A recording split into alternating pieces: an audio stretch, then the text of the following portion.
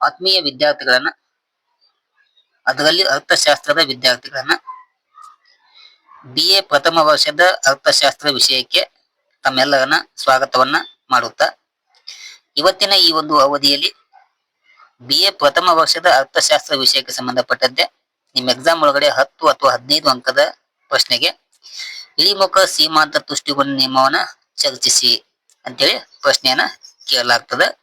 ಹೀಗಾಗಿ ಈ ಒಂದು ಸಿದ್ಧಾಂತವನ್ನ ಈ ಒಂದು ಅವಧಿಯಲ್ಲಿ ಸಂಪೂರ್ಣವಾಗಿ ಚರ್ಚೆ ಮಾಡೋಣ. ಬನ್ನಿ, ಇದಕ್ಕೆ ಸಂಬಂಧಪಟ್ಟಂತೆ ಮೊದಲಿಗೆ ಪೀಠಿಕೆಯನ್ನ ನೋಡೋಣ. ಪೀಠಿಕೆಯಲ್ಲಿ ಈ ಇಳಿಮುಖ ಸೀಮಾಂತ ತುಷ್ಟಿಗುಣ ನಿಯಮವನ್ನ ಮೊಟ್ಟ ಮೊದಲ ಬಾರಿಗೆ ವಿವರಣೆ ಮಾಡಿದಂತ ಕೀರ್ತಿ ಜರ್ಮನಿನ ಅರ್ಥಶಾಸ್ತ್ರಜ್ಞ H ಘೋಷನ್ರವರಿಗೆ ಸಲ್ತದೆ. ಏನು, ಇಳಿಮುಖ ಸೀಮಾಂತ ತುಷ್ಟಿಗುಣ ನಿಯಮವನ್ನ ಮೊಟ್ಟ ಮೊದಲ ಬಾರಿಗೆ ವಿವರಣೆ ಮಾಡಿದಂತ ಕೀರ್ತಿ ಯಾರಿಗೆ ಸಲ್ತದ? H ಘೋಷನ್ರವರಿಗೆ ಸಲ್ತದ. ಅದಾದ ನಂತರ ಈ ಒಂದು ನಿಯಮವನ್ನ ಆಲ್ಫ್ರೆಡ್ ಮಾರ್ಷಲ್ ಅವರು ಏನ್ ಮಾಡ್ತಾರೆ? ಈ ನಿಯಮವನ್ನ ಜನಪ್ರಿಯಗೊಳಿಸುವಂತ ಕೆಲಸವನ್ನ ಮಾಡ್ತಾರೆ. ಮೊದಲಿಗೆ ವಿವರಣೆ ಮಾಡಿದವರು H ಘೋಷನ್. ಅದಾದ್ಮೇಲೆ ಈ ನಿಯಮವನ್ನ ಜನಪ್ರಿಯಗೊಳಿಸಿದವರು ಯಾರು? Alfred marshal. ಯಾವ ಸಿದ್ಧಾಂತವನ್ನ? ಇಳಿಮುಖ ಸೀಮಾಂತ ತುಷ್ಟಿಗುಣ ನಿಯಮವನ್ನ. ಈ ಸಿದ್ಧಾಂತ ಹೋಗಕ್ಕಿಂತ ಮುಂಚೆ ಒಂದು ಉದಾಹರಣೆ ಕೊಟ್ಟ ನೋಡ್ರಿ. ಉದಾಹರಣೆ, ಇಳಿಮುಖ ಐತ್ ನೋಡ್ರಿ. ಇಳಿಮುಖ ಅಂತಂದ್ರೆ ಹೀಗೆ, ಇದು ಇಳಿಮುಖ. ಏನ್ ಇಳಿಮುಖ ಅಂತಂದ್ರ ಯಾವುದೇ ಒಂದು ವಸ್ತುವನ್ನ, ಈ ವಸ್ತುವನ್ನ ನಿರಂತರವಾಗಿ ಅನುಭವಿಸುತ್ತಾ ಹೋದಂತೆ ನೋಡ್ರಿ, ಈ ವಸ್ತುವನ್ನ ಇಳಿಮುಖ ಅಂದ್ರೆ ಕಡಿಮೆ ಆಗೋದು. ಹೆಂಗ ಕಡಿಮೆ ಆಗುವಂತಂದ್ರೆ ಯಾವುದೇ ವಸ್ತುವನ್ನ ಸೇವನೆ ಮಾಡಕತ್ತೀವಿ, ಆ ವಸ್ತು ಯಾವುದು? ಎ ವಸ್ತು. ಆ ಎ ವಸ್ತುವನ್ನ ಸೇವನೆ ಮಾಡುವಾಗ, ಅದು ನಿರಂತರವಾಗಿ ಸೇವನೆ ಮಾಡುವಾಗ ಈ ವಸ್ತುವಿನಿಂದ ಸಿಗುವಂತ ತುಷ್ಟುಗಳ ಪ್ರಮಾಣ ಕಡಿಮೆ ಆಗುತ್ತಾ ಹೋಗುತ್ತದೆ ಎಂಬುದನ್ನ ನಾವೆಲ್ಲಿ ಓದ್ತೀವಿ? ಇಳಿಮುಖ ಸೀಮಾಂತ ತುಷ್ಟಿಗುಣ ನಿಯಮ ಅಂತ ಕರಿತೇವೆ. ಓಕೆನಾ? ಅದ ಏನು ಎಂತ ಅಂತೇಳಿ ಈ ಮುಂದಿನ ಸ್ಲೈಡ್ ನಲ್ಲಿ ಚರ್ಚೆಯನ್ನ ಮಾಡೋಣ. ಇಲ್ಲಿ ಬಂದ್ರೆ ವಿವರಣೆ, ಒಬ್ಬ ಅನುಭೋಗಿಯು, ಇಲ್ಲಿ ನೋಡ್ರಿ, ಒಬ್ಬ ಅನುಭೋಗಿಯು ಒಂದೇ ವಸ್ತುವನ್ನು ಹೆಚ್ಚಾಗಿ ಅನುಭವಿಸುತ್ತಾ ಹೋದಂತೆ, ಒಬ್ಬ ಅನುಭೋಗದಾರನು ಒಂದೇ ವಸ್ತುವನ್ನ ಹೆಚ್ಚು ಅನುಭವಿಸುತ್ತಾ ಹೋದಂತೆ ಅದರಿಂದ ದೊರೆಯುವ ಸೀಮಾಂತ ತುಷ್ಟಿಗುಣವು ಕಡಿಮೆ ಆಗುತ್ತದೆ. ನೋಡ್ರಿ, ಒಂದು ವಸ್ತುವನ್ನ ಹೆಚ್ಚಾಗಿ ಅನುಭವಿಸುತ್ತಾ ಹೋದಂತೆ ಆತನಿಗೆ ಸಿಗುವಂತ ಸೀಮಾಂತ ತುಷ್ಟಿಗುಣ ಪ್ರಮಾಣ ಏನಾಗತಿ? ಕಡಿಮೆ ಆಗ್ತದ. ಅಂದರೆ ಒಂದು ನಿರ್ದಿಷ್ಟ ಸಮಯದಲ್ಲಿ ಒಂದು ವಸ್ತುವನ್ನ, ಅವಧಿ ಫಿಕ್ಸ್ ಇರ್ತದ, ಒಂದು ನಿರ್ದಿಷ್ಟ ಅವಧಿಯಲ್ಲಿ ಒಂದು ವಸ್ತುವನ್ನ ಒಂದಾದ ನಂತರ ಇನ್ನೊಂದರಂತೆ ಅನುಭವಿಸುತ್ತಾ ಹೋದರೆ ಆ ವಸ್ತುವಿನ ಸೀಮಾಂತ ಘಟಕಗಳಿಂದ ದೊರೆಯುವ ತುಷ್ಟಿಗುಣವು ಕಡಿಮೆ ಆಗುತ್ತಾ ಹೋಗ್ತದ ಎಂಬುದನ್ನ ನಾವೆಲ್ಲಿ ಓದ್ತೀವಿ? ಇಳಿಮುಖ ಸೀಮಾಂತ ತುಷ್ಟಿಗುಣ ನಿಯಮದಲ್ಲಿ ಅಧ್ಯಯನವನ್ನ ಮಾಡ್ತೇವೆ.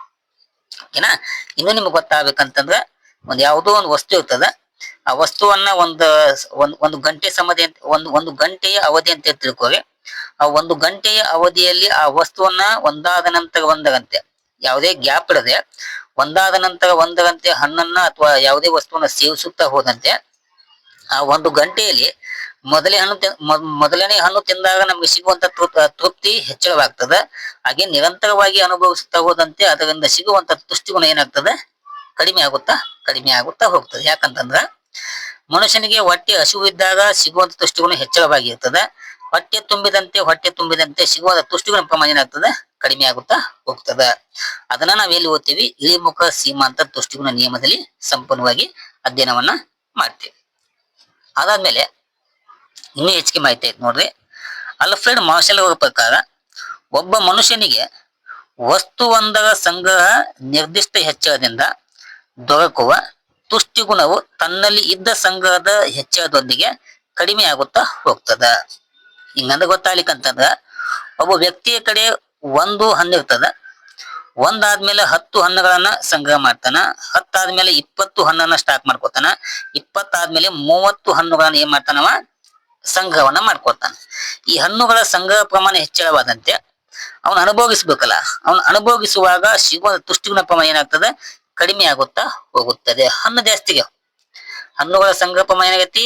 ವಸ್ತುವಿನ ಸಂಗ್ರಹ ಪ್ರಮಾಣ ಹೆಚ್ಚಳವಾಗೈತಿ. ಆ ಹೆಚ್ಚಳವಾದಂತೆ ಆ ವ್ಯಕ್ತಿಗೆ ಸಿಗುವಂತ ತುಷ್ಟಿಗುಣ ಪ್ರಮಾಣ ಏನಾಗ್ತದೆ? ಕಡಿಮೆ ಆಗುತ್ತಾ ಹೋಗ್ತದ ಎಂಬುದನ್ನ ಮಾರ್ಷಲ್ ಅವರು ಹೇಳ್ತಾರೆ. ಒಂದ್ ಹಣ್ಣು ತಿಂದ್ರೆ ಚಲೋ, ಒಂದ್ರ ಬದ್ಲಿ 10 ತಿಂದ್ರ, 10 ಬದ್ಲಿ 20 ಆತಂದ್ರ, 20 ಬದ್ಲಿ 30 ಆತಂದ್ರ ಆ ವ್ಯಕ್ತಿಗೆ ಸಿಗುವಂತ ತುಷ್ಟಿಗುಣ ಏನಾಗ್ತದ, ಕಡಿಮೆ ಆಗುತ್ತಾ ಹೋಗ್ತದ. ಇದನ್ನ ನೀವು ಗಮನಿಸಬೇಕು. ಇದಾದ್ಮೇಲೆ ಅನುಭೋಗದಾರನು ಗರಿಷ್ಠ ತೃಪ್ತಿಯ ನಂತರವು ವಸ್ತುವನ್ನ ಸೇವಿಸುತ್ತಾ ಹೋದಂತೆ ಸೀಮಾಂತ ತುಷ್ಟಿಗುಣವು ಋಣಾತ್ಮಕವಾಗುವಂತ ಸಂಭವ ಇರ್ತದ. ಅದಾದ್ಮೇಲೆ ಸೀಮಾಂತ ತುಷ್ಟಿಗುಣ ಋಣಾತ್ಮಕ ಆತಂತಂದ್ರ ಒಟ್ಟು ತುಷ್ಟಿಗುಣ ಇಳಿಮುಖವಾಗಲು ಪ್ರಾರಂಭವನ್ನ ಹೊಂದದ. ಸೀಮಾಂತ ತುಷ್ಟಿಗುಣ ಋಣಾತ್ಮಕವಾಗ್ತದ, ಒಟ್ಟು ತುಷ್ಟಿಗುಣ ಇಳಿಮುಖವ ಸಂಭವನ ಹೊಂದುತ್ತದೆ ಎಂಬುದನ್ನ ನಾವೇನ್ ಮಾಡ್ತೀವಿ, ಇಲ್ಲಿ ಅಧ್ಯಯನವನ್ನ ಮಾಡ್ತೇವೆ. ಹೆಂಗಂತಂದ್ರ ಒಬ್ಬ ವ್ಯಕ್ತಿಗೆ ತನ್ನ ಹೊಟ್ಟೆ ತುಂಬಿದ ಮೇಲೆ ಅಲ್ಲಿಗೆ ಅನುಭೋಗವನ್ನ ಸ್ಟಾಪ್ ಮಾಡಿದ್ರೆ ಚಲೋ ಆಗ್ತದೆ.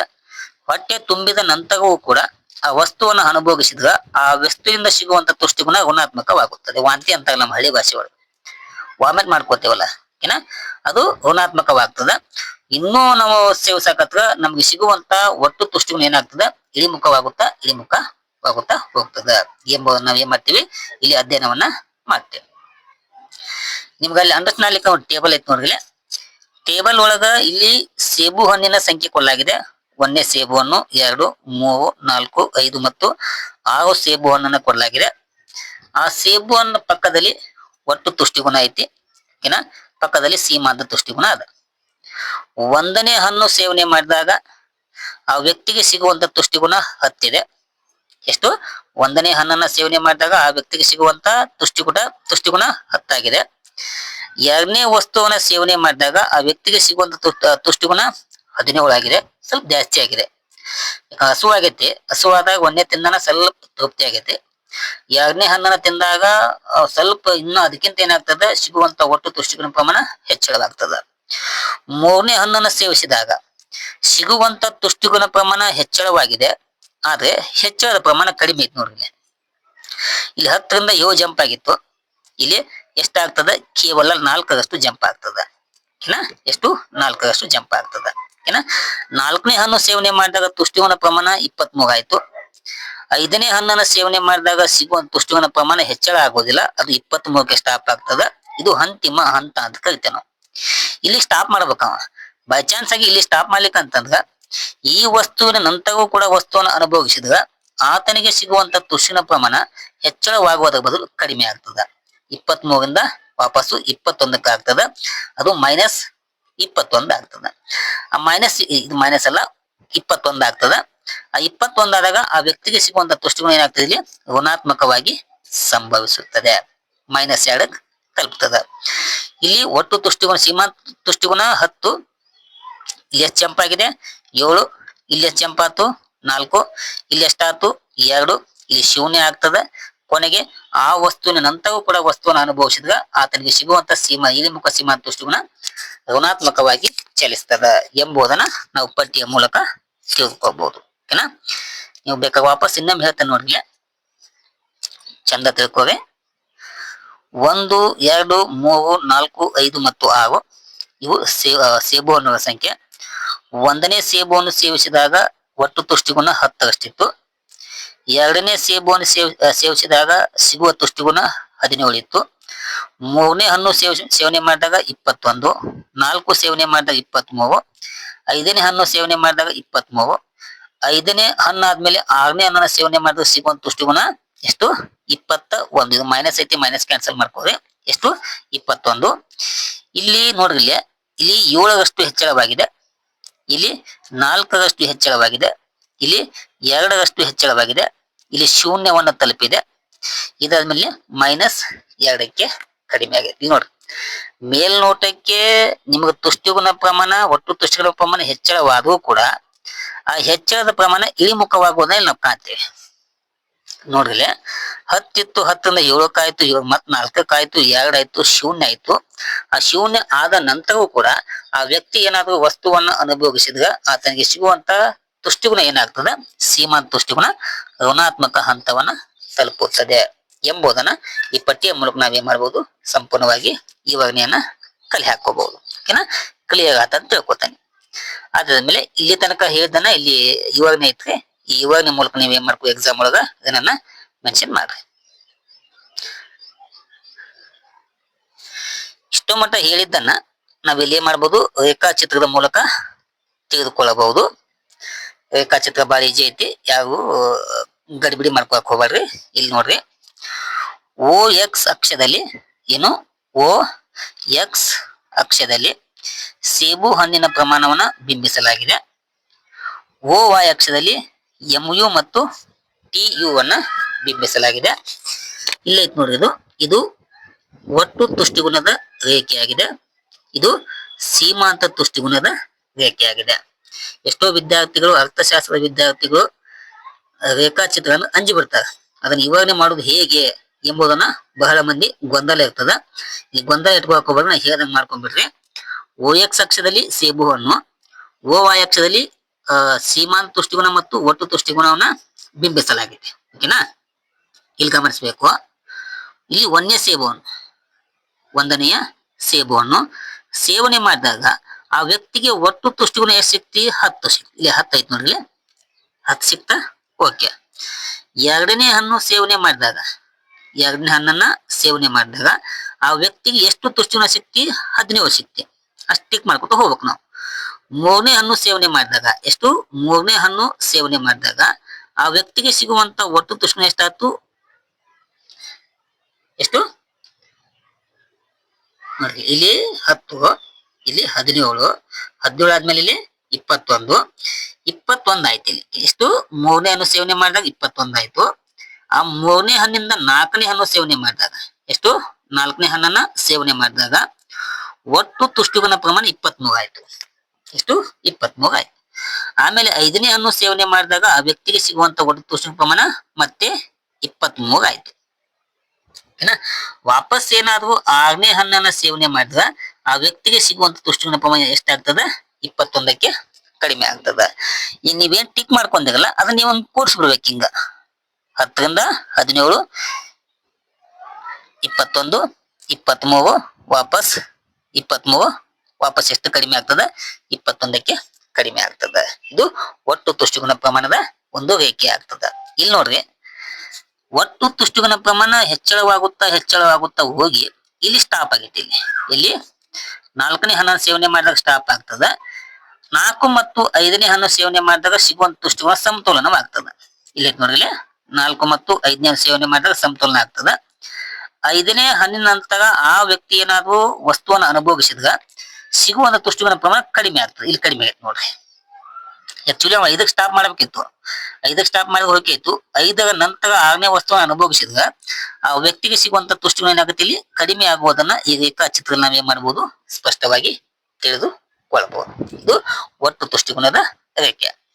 ಇನ್ನು ಸೀಮಾಂತ ತುಷ್ಟಿಗುಣ ನೋಡ್ರಿ, 1ನೇ ವಸ್ತು ಸೇವನೆ ಮಾಡಿದಾಗ ಸೀಮಾಂತ ತುಷ್ಟಿಗುಣ 10, 2ನೇ ಸೇವನೆ ಮಾಡಿದಾಗ 7, 3ನೇ ಸೇವನೆ ಮಾಡಿದಾಗ 4, 4ನೇ ಸೇವನೆ ಮಾಡಿದಾಗ 2, 5ನೇ ಸೇವನೆ ಮಾಡಿದಾಗ 0, 6ನೇ ಸೇವನೆ ಮಾಡಿದಾಗ -2ಕ್ಕೆ ಏನಾಗ್ತದ, ಕಡಿಮೆ ಆಗ್ತದ. ಹಿಂಗ್ ಟಿಕ್ ಮಾಡ್ಕೊಂಡು ಅವಷ್ಟು ರೇಖೆ ನೀವೇ ಮಾಡ್ಬೇಕು, ಕೂಡಿಸುವಂತ ಕೆಲಸವನ್ನ ಮಾಡ್ಕೋಬೇಕು. ಇದು MU ರೇಖೆ. ಇಲ್ಲಿ ಸೂಕ್ಷ್ಮವಾಗಿ ಗಮನಿಸಬೇಕು. TU ರೇಖೆ ಗರಿಷ್ಠವಾಗಿದ್ದಾಗ ಸೀಮಾಂತ ತುಷ್ಟಿಗುಣವು ಶೂನ್ಯವಾಗಿರುತ್ತದೆ. ನೋಡ್ರಿ, ಒಟ್ಟು ತುಷ್ಟಿಗುಣವು ಗರಿಷ್ಠವಾಗಿದ್ದಾಗ ಸೀಮಾಂತ ತುಷ್ಟಿಗುಣವು ಶೂನ್ಯವಾಗಿರುತ್ತದೆ. ಇದನ್ನ ಎಷ್ಟೋ ಎಕ್ಸಾಮ್ ಒಳಗ ನಿಮಗ್ ಗೊತ್ತಲ್ಲ, PUC ಅಪಾರ್ಟ್ಮೆಂಟ್ KCET ಎಕ್ಸಾಮ್ ಒಳಗೆ ಕೇಳಲಾಗ್ತದ. ನೋಡ್ರಿ, ಒಟ್ಟು ತುಷ್ಟಿಗುಣವು ಗರಿಷ್ಠವಾಗಿದ್ದಾಗ ಸೀಮಾಂತ ತುಷ್ಟಿಗುಣವು ಶೂನ್ಯವಾಗ್ತದೆ. ಇದನ್ನ ಗಮನಿಸಬೇಕು. ಆಮೇಲೆ ಒಟ್ಟು ತುಷ್ಟಿಗುಣವು ಇಳಿಮುಖವಾದಾಗ ಸೀಮಾಂತ ತುಷ್ಟಿಗುಣ ರೇಖೆಯು ಋಣಾತ್ಮಕವಾಗಿ ಚಲಿಸುತ್ತದೆ ಎಂಬುದನ್ನ ಈ ರೇಖಾಚಿತ್ರದಲ್ಲಿ ನಾವೇನ್ ಮಾಡಬಹುದು, ಸ್ಪಷ್ಟವಾಗಿ ತೆಗೆದುಕೊಳ್ಳಬಹುದು. ಇಷ್ಟು ರೇಖಾಚಿತ್ರದ ವಿವರಣೆ ಗೊತ್ತಾತಂತ ತಿಳ್ಕೊತಾನೆ. ವಾಪಸ್ ಇನ್ನೊಮ್ಮೆ ಹೇಳ್ತೇನೆ ನೋಡ್ರಿ. OX ಅಕ್ಷದಲ್ಲಿ ಸೇಬು ಹಣ್ಣು, OY ಅಕ್ಷದಲ್ಲಿ ಒಟ್ಟು ತುಷ್ಟಿಗುಣ ಮತ್ತು ಸೀಮಾಂತ ತುಷ್ಟಿಗುಣ. ಇಲ್ಲಿ ಗಮನಿಸಬೇಕು, 1ನೇ ಹಣ್ಣು ಸೇವನೆ ಮಾಡಿದಾಗ ಒಟ್ಟು ತುಷ್ಟಿಗುಣ ಟಿಕ್ ಮಾಡ್ಕೊತ ಹೋಗ್ರಿ. ಟಿಕ್ ಮಾಡಿದ್ಮೇಲೆ ಅಷ್ಟು ಲೈನ್ ಕೊಡಿಸಿ ಒಟ್ಟು ತುಷ್ಟಿಗುಣ ಆಗ್ತದ. ಆಮೇಲೆ ಸೀಮಾಂತ ತುಷ್ಟಿಗುಣ ಅವನು ಟಿಕ್ ಮಾಡ್ಕೊಂಡು ಅದ್ರ ಲೈನ್ ಹಾಕ್ರಿ. ಇಲ್ಲಿ ಒಟ್ಟು ತುಷ್ಟಿಗುಣ ಹೆಚ್ಚುತ್ತಾ ಹೋಗಿ ಒಂದು ಹಂತದಲ್ಲಿ ಸ್ಥಿರವಾಗಿ ಆಮೇಲೆ ಕಡಿಮೆ ಆಗ್ತದ. ಸೀಮಾಂತ ತುಷ್ಟಿಗುಣ ನಿರಂತರವಾಗಿ ಕಡಿಮೆಯಾಗಿ ಕೊನೆಗೆ ಋಣಾತ್ಮಕ ಹಂತವನ್ನ ತಲುಪುತ್ತದೆ. ಒಟ್ಟು ತುಷ್ಟಿಗುಣ ಗರಿಷ್ಠವಾಗಿದ್ದಾಗ ಸೀಮಾಂತ ತುಷ್ಟಿಗುಣ ಶೂನ್ಯವಾಗ್ತದ. ಒಟ್ಟು ತುಷ್ಟಿಗುಣ ಕಡಿಮೆ ಆದಾಗ ಸೀಮಾಂತ ತುಷ್ಟಿಗುಣ ಇಡೀ ಋಣಾತ್ಮಕವಾಗಿ ಇರುವುದನ್ನ ಈ ರೇಖಾಚಿತ್ರವು ನಮಗೆ ತೋರಿಸುತ್ತದೆ ಎಂಬುದನ್ನ ನೀವು ಎಕ್ಸಾಮ್ ಒಳಗ ಬರಿಬೇಕಾಗ್ತದ. ಓಕೆನಾ. Next one. ಇಲ್ಲಿ ತನಕ ಹೇಳಿದ್ದನ್ನ ಇಲ್ಲಿ ನಿಮ್ಗೆ ಮಾಹಿತಿ ಐತಿ. ಈ ಮಾಹಿತಿ ನೀವೇನ್ ಮಾಡ್ರಿ ಎಕ್ಸಾಮ್ ಒಳಗಡೆ ಮೆನ್ಷನ್ ಅನ್ನ ಮಾಡಬೇಕು. ಇಲ್ಲಿ ಎರಡು ಕಂಡೀಷನ್ ಅದಾವಲ್ಲಿ. ಸೀಮಾಂತ ತುಷ್ಟಿಗುಣವು ಇಳಿಮುಖವಾಗುತ್ತದೆ ಯಾವಾಗಂತಂದ್ರ ಟಿಯು ಹೆಚ್ಚುತ್ತಾ ಹೋಗುತ್ತದೆ. ನೋಡಿಲ್ಲ, ಸೀಮಾಂತ ತುಷ್ಟಿಗುಣವೇನಾದ್ರು ಇಳಿಮುಖವಾತಂತಂದ್ರ ಹಿಂಗಿತ್ತಲ್ಲ, ಅಲ್ಲಿ ಹಿಂಗೊಂದ್ ರೇಖೆ, ಇದು ಎಮ್ ಯು ಇತ್ತು, ಇದು ಟಿ ಯು ಇತ್ತಂತೆ ಚಿತ್ರ ಇತ್ತು. ಇಲ್ಲಿ ಎಮ್ ಯು ಇಳಿಮುಖವಾದಾಗ ಒಟ್ಟು ತುಷ್ಟಿಗುಣ ಏನೈತಿ ಇಲ್ಲಿ ಹೆಚ್ಚಳವಾಗಿದೆ ಎಂಬುದನ್ನ ತೋರಿಸ್ತದ. ಇದು ಒಂದಾಯ್ತು. ಎರಡನೇದು ನೋಡ್ರಿ, ಎರಡನೇದು ನೋಡ್ರಿ, ಎಂ ಯು ಶೂನ್ಯಕ್ಕೆ ತಲುಪಿದಾಗ ಟಿ ಯು ಗರಿಷ್ಠ ಮಟ್ಟವನ್ನ ತಲುಪುತ್ತದೆ. ವಾಪಸ್ ಚಿತ್ರಕ್ಕೆ ಬಾ. ಹಿಂಗಿತ್ತು, ಓಕೆನಾ, ವಾಪಸ್ ಹಿಂಗಿತ್ತು. ಇದು ಋಣಾತ್ಮಕವಾದಾಗ ಇದು ಗರಿಷ್ಠವಾಗಿ ನಾವೇನ್ ಮಾಡಿದ್ವಿ, ಅಧ್ಯಯನವನ್ನ ಮಾಡಿದ್ವಿ. ಓಕೆನಾ. ಈ ತರ ಇತ್ತು, ಹಿಂಗಿದ್ದು ಈ ತರ ಇತ್ತು. ಓಕೆನಾ. ಏನು, ಎಂ ಯು ಸೀಮಾಂತ ತುಷ್ಟಿಗುಣ ಶೂನ್ಯವಾಗಿದ್ದಾಗ ಒಟ್ಟು ತುಷ್ಟಿಗುಣ ಗರಿಷ್ಠವಾಗಿರುತ್ತದೆ ಎಂಬುದನ್ನ ನಾವು ರೇಖಾಚಿತ್ರದಲ್ಲಿ ತಿಳ್ಕೊಂಡಿದ್ವಿ. ಇಲ್ಲಿ ನೋಡ್ರಿ, ಎಂ ಯು ಇನ್ನೊಂದೈತಿ ನೋಡ್ರಿ, ಇಲ್ಲಿ ಎಂ ಸೀಮಾಂತ ತುಷ್ಟಿಗುಣ ಋಣಾತ್ಮಕವಾಗುತ್ತದೆ ಮತ್ತು ಒಟ್ಟು ತುಷ್ಟಿಗುಣ ಗರಿಷ್ಠ ಮಟ್ಟದ ಬಳಿಕ ಇಳಿಮುಖವಾಗುತ್ತದೆ. ವಾಪಸ್ ಮತ್ ಚಿತ್ರಕ್ಕೆ ಬಾ. ಈ ತರ ಇತ್ತು, ಹಿಂಗೋಗಿ ಹಿಂಗಾತು, ವಾಪಸ್ ಹಿಂಗಿತ್ತು. ಇದು ಗರಿಷ್ಠ ಹಂತ. ಓಕೆನಾ. ಈ ಗರಿಷ್ಠ ಹಂತ ಅಂದ್ರೆ ಕೆಳಗಡೆ ಬರುವುದು ಋಣಾತ್ಮಕ. ಇಲ್ಲಿ ಏನಂದನವ, ಸೀಮಾಂತ ತುಷ್ಟಿಗುಣ ಋಣಾತ್ಮಕವಾದಾಗ, ಇಲ್ಲಿದ್ರೆ ಕೆಳಗಡೆ ಬಂದ್ರೆ ಋಣಾತ್ಮಕವಾದಾಗ ಟಿ ಯು ಅಂದ್ರೆ ಒಟ್ಟು ತುಷ್ಟಿಗುಣವು ಗರಿಷ್ಠ ಮಟ್ಟದ ನಂತರ ಇಳಿಮುಖವಾಗುತ್ತದೆ ಎಂಬುದನ್ನ ನಾವು ರೇಖಾಚಿತ್ರದಲ್ಲಿ ಏನ್ ಮಾಡ್ಕೊಂಡಿವಿ, ಸ್ಪಷ್ಟವಾಗಿ ತಿಳ್ಕೊಂಡೇವಿ. ಓಕೆನಾ. ಇಷ್ಟು ತಿಳ್ಕೊಂಡ್ರೆ ನೀವು ಆ ಟೇಬಲ್ ಮತ್ತು ರೇಖಾಚಿತ್ರದ ಬಗ್ಗೆ 4ನೇ ಪೇಜ್ ನೀವ್ ಏನ್ ಮಾಡ್ಬೋದು, ವಿವರಣೆಯನ್ನ ಬರಿಬಹುದು. ಓಕೆನಾ. ಇಷ್ಟು ನಿಮಗೆ ತಿಳ್ಕೊಬೇಕಾಗ್ತದ. ಇಷ್ಟಾದ್ಮೇಲೆ ಇಳಿಮುಖ ಸೀಮಾಂತ ತುಷ್ಟಿಗುಣ ನಿಯಮವು ಕೆಲವೊಂದು ಕಲ್ಪನೆಗಳನ್ನ ಒಳಗೊಂಡಿದೆ. ಏನಂತಂದ್ರ, ಒಂದು ವಸ್ತುವನ್ನು ನಿರಂತರವಾಗಿ ನೀವೇನ್ ಮಾಡ್ಕೋಬೇಕು, ಅನುಭೋಗಿಸ್ಬೇಕು ಅಂದಾಗ ಈ ನಿಯಮ ಏನಾಗ್ತದ, ಯಶಸ್ವಿ ಆಗ್ತದೆ. ನೀವೇನಾದ್ರೂ ಅದನ್ನ ಬಿಟ್ಟ ಒಂದು ವಸ್ತುವನ್ನ ಒಂದ್ ತಾಸು ಬಿಟ್ಟು, ಇನ್ನೊಂದು ವಸ್ತುವನ್ನ ನಾಳೆಗೆ, ಮತ್ತೊಂದು ವಸ್ತುವನ್ನ ನಾಡಿದ್ದು, ಮತ್ತೊಂದು ವಸ್ತುವನ್ನ 15 ದಿನ ಬಿಟ್ಟು ಹಿಂಗ್ ನೀವೇನಾದ್ರೂ ವಸ್ತುವನ್ನ ಅನುಭೋಗಿಸಿದ್ರ ಆ ವಸ್ತುವಿನಿಂದ ನಿಮ್ಗೆ ಸಿಗುವಂತ ತುಷ್ಟಿಗುಣ ಏನಾಗೋದಿಲ್ಲ, ಕಡಿಮೆ ಆಗೋದಿಲ್ಲ. ಕಡಿಮೆ ಆಗೋ ಬದ್ಲಿ ಏನಾಗತ್ತೆ, ನಿಮ್ಗ ಹೆಚ್ಚಳ ಆಗತ್ತೆ. ಆದ್ರೆ ಇಲ್ಲಿ ಏನಾಗ್ತಾವ, ಒಂದು ವಸ್ತುವಿನ ಅನುಭೋಗವು ನಿರಂತರವಾಗಿರಬೇಕು, ಯಾವುದೇ ಗ್ಯಾಪ್ ಅನ್ನ ಕೊಡುವಂತಿಲ್ಲ ಅಂದಾಗ ಇಳಿಮುಖವಾಗ್ತದ. ಇದು ಒಂದನೇ ಕಲ್ಪನೆ. ಎರಡನೇದು ನೋಡ್ರಿ, ವಸ್ತುವಿನಲ್ಲಿ ಏಕರೂಪತೆ ಇರಬೇಕು. ಅಂದ್ರ ನೀ ಸೇಬುವನ್ನು ತಿನ್ನಾಕತಿ ಅಂದ ಮ್ಯಾಲ ಕಂಟಿನ್ಯೂ ಆಗಿ ಸೇಬುವನ್ನು ತಿನ್ಬೇಕು. ಈಗ ಒಂದು ಸೇಬುವನ್ನ ಆದ್ಮೇಲೆ ಒಂದ್ ಪೀಸ್ ಚಿಕನ್ ಕೊಟ್ರ, ಆದ್ಮೇಲೆ ಮತ್ ಸೇಬುವನ್ನು ಕೊಟ್ರ, ಮತ್ತ ಸೇಬುವನ್ನ ಆದ್ಮೇಲೆ ಚಿಕನ್ ಕೊಟ್ರ, ಈ ತರನಾಗಿ ವಸ್ತುವಿನಲ್ಲಿ ಬದಲಾವಣೆ ಆತಂತಂದ್ರ ತುಷ್ಟಿಗುಣ ಕಡಿಮೆ ಆಗೋದಿಲ್ಲ. ಕಡಿಮೆ ಆಗೋ ಬದ್ಲಿ ಏನಾಗತ್ತಿ, ಹೆಚ್ಚಳವಾಗುವಂತ ಒಂದು ಸಂಭವ ಇರ್ತದ. ಅದಕ್ಕಾಗಿ ವಸ್ತುವಿನಲ್ಲಿ ಏಕರೂಪತೆ ಇರ್ಬೇಕಂತೇಳಿ ಈ ಒಂದು ನಿಯಮದ ಕಲ್ಪನೆ ಆಗಿದೆ. ಇನ್ನೊಂದೈತ್ ನೋಡ್ರಿ, ನಿರ್ದಿಷ್ಟ ಕಾಲಾವಧಿಯಲ್ಲಿ ನಡಿಬೇಕು.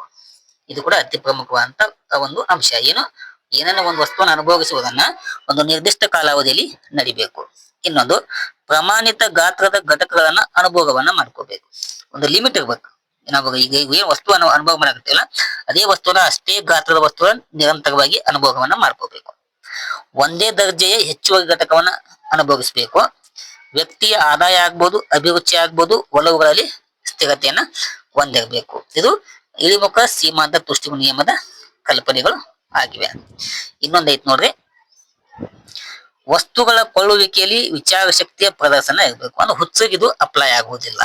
ಇದು ಹುಚ್ಚಗಂತ ನೀ ಬೇಕಾದಷ್ಟು ಹಣ ಕೊಟ್ಟರು ಕೂಡ ಆ ವ್ಯಕ್ತಿಗೆ ತುಷ್ಟಿಗುಣ ಅಂದ್ರೇನು, ತೃಪ್ತಿ ಅಂದ್ರೇನು, ನಾವ್ ಹೆಂಗ್ ಕೊಡ್ತೀವಿ ಹಂಗ ಏನ್ ಮಾಡ್ತಾನೋ ಗಬ ತಿಂದ್ಬಿಡ್ತಾನೆ.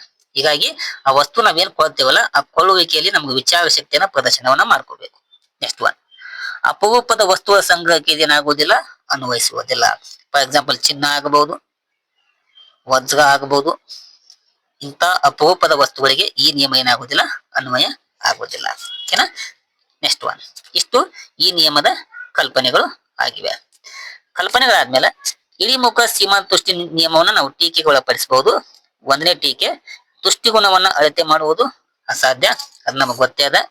ಒಂದೇ ವಸ್ತುವಿನ ಅನುಭವಕ್ಕೆ ಹೆಚ್ಚು ಗಮನವನ್ನ ಕೊಡುವುದು ಸರಿಯಲ್ಲ. ನಿರಂತರವಾಗಿ ಒಂದೇ ವಸ್ತು ಅನುಭವ ಮಾಡಂದಾಗಲ್ಲ, ಅದಕ್ಕೆ ಗಮನ ಕೊಡುವುದು ಸರಿಯಲ್ಲ ಅಂತ ನಾವು ಟೀಕೆಗೆ ಒಳಪಡಿಸಬಹುದು. ಹಣದ ತುಷ್ಟಿಗುಣವು ಸ್ಥಿರವಾಗಿರುವುದಿಲ್ಲ, ಅದು ನಿರಂತರವಾಗಿ ಬದಲಾವಣೆ ಆಗ್ತದ. ಇತರ ಸ್ಥಿತಿಗತಿಗಳಲ್ಲೂ ಸ್ಥಿರವಾಗಿರುವುದು ಸಾಧ್ಯ ಇಲ್ಲ ಅಂತೇಳಿ ಈ ನಿಯಮವನ್ನ ನಾವು ಟೀಕೆಗೆ ಒಳಪಡಿಸಬಹುದು. ಇಷ್ಟು ಟೀಕೆ ಇದ್ದು ಕೂಡ ಕೆಲವೊಂದು ಮಹತ್ವದ ನೋಡ್ರಿ. ಇದು ಇಳಿಮುಖ, ಇದು ಇಳಿಮುಖ ಆಗಬೇಕಿತ್ತು. ಇದು ಇಳಿಮುಖ ಪ್ರತಿಫಲ ನಿಯಮಕ್ಕೆ ಮೂಲಾಧಾರವಾಗಿದೆ. ಓಕೆನಾ. ಇದು ಬೇಡಿಕೆ ನಿಯಮಕ್ಕೆ ಆಧಾರವಾಗಿ ಕೆಲಸವನ್ನ ಮಾಡ್ತದ.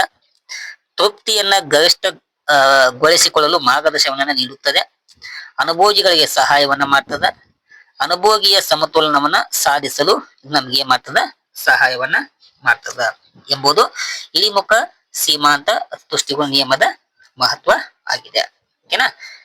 ವಿದ್ಯಾರ್ಥಿಗಳೇ, ಇಲ್ಲಿಯ ತನಕ ಇಳಿಮುಖ ಸೀಮಾಂತ ತುಷ್ಟಿಗುಣ ನಿಯಮ ಅಂದ್ರೇನು, ಆ ಇಳಿಮುಖ ಸೀಮಾಂತ ತುಷ್ಟಿಗುಣ ನಿಯಮದ ಪ್ರತಿಪಾದಕರು ಯಾರು, ಓಕೆನಾ. ಈ ಒಂದು ನಿಯಮವನ್ನ ಎಚ್ ಘೋಷನ್ರವರ ಮೊದಲ ನಿಯಮ ಅಂತೇಳಿ ನಾವು ಏನ್ ಮಾಡ್ತೀವಿ, ಕರೆಯುವಂತ ಕೆಲಸವನ್ನ ಮಾಡ್ತೀವಿ.